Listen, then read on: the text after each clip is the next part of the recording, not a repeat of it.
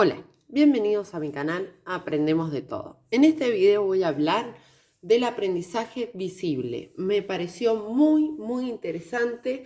Esta teoría es de John Haidt. Hay muy poco traducido, así que la fuente sería videos que he podido traducir y algunos apuntes, ¿sí? Él nos habla de las estrategias para un aprendizaje visible o también le dice aprendizaje eficaz. Y estas estrategias son las siguientes.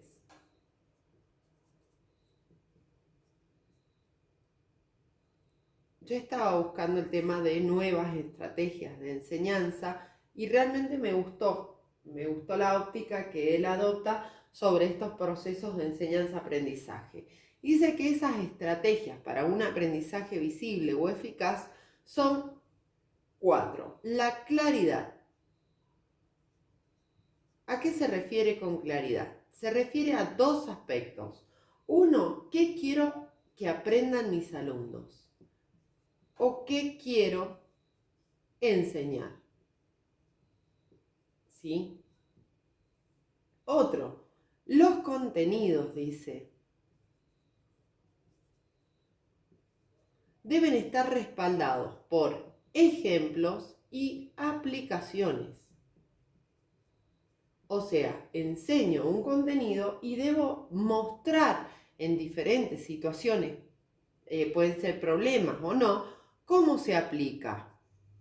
La segunda elemento que tienen esas estrategias es que deben estar apoyadas en debates, o sea, compartir con el otro. Y dentro de esos debates debe haber instancias de comunicación, argumentación y evaluación. Ya les voy a explicar por qué. Instancias de comunicación,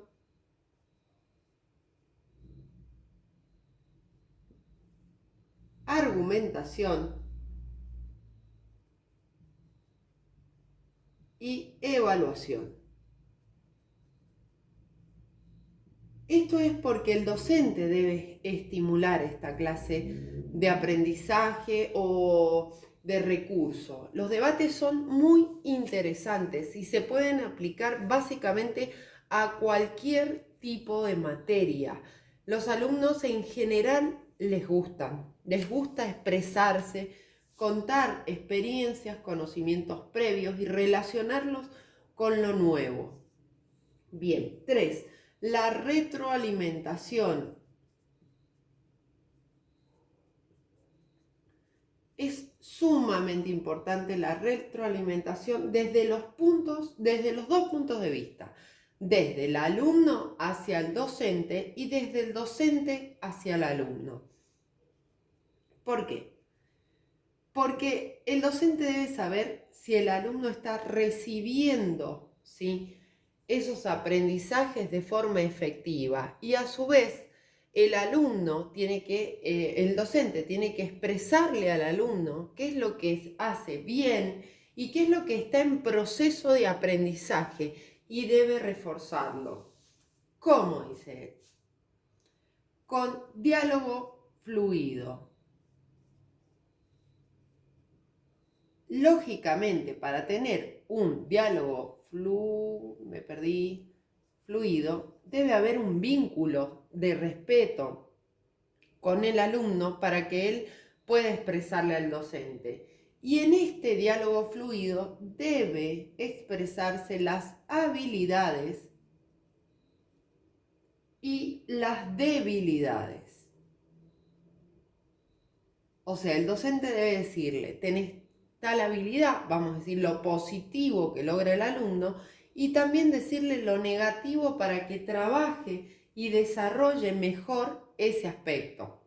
Por ejemplo, en la oralidad tenemos que es un alumno que se expresa en forma excelente, sin embargo, a la hora de escribir, de poner por escrito su pensamiento, le cuesta un poco más. Eso el alumno lo debe saber, porque si no lo sabe no puede trabajar sobre esa dificultad o debilidad. Bien.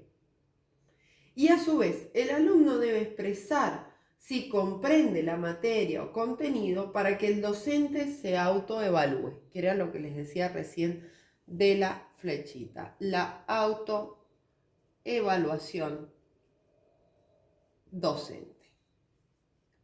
Y esto es lo que nosotros decimos cuando tenemos un grupo de alumnos, son 30 alumnos, y hay 20 que no entendieron los contenidos.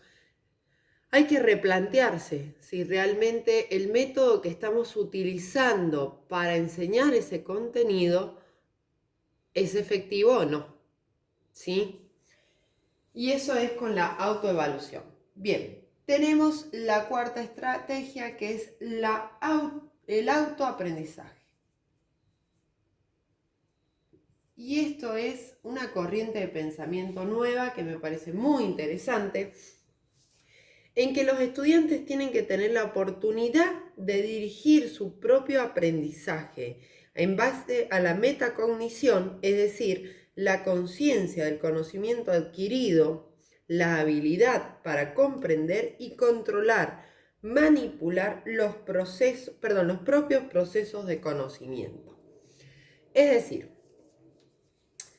el tema de la metacognición es una corriente nueva donde el alumno es responsable de su aprendizaje, de lo que sabe, de lo que debe saber y de lo que se puede aplicar, ¿sí?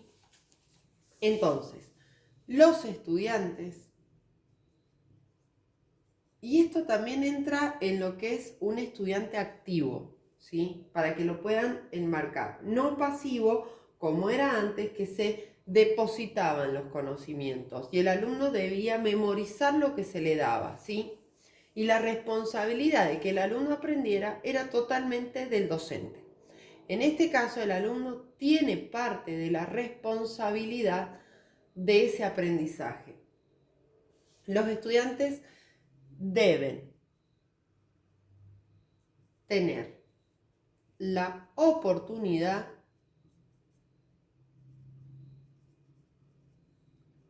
de dirigir su aprendizaje en base a la metacognición. Ya no me entra, así que lo voy a decir en voz alta. Dije, los estudiantes deben tener la oportunidad de dirigir su propio aprendizaje en base a la metacognición, es decir, la conciencia del conocimiento adquirido, la habilidad para comprender, controlar y manipular los propios procesos de aprendizaje. Bien, espero que les haya servido el video, me pareció muy interesante. Si tienen algún documento o algo para facilitarme, para ampliarlo, me encantaría. Muchas gracias. Si te sirvió el video, regálame un me gusta, compartí y suscríbete. Gracias.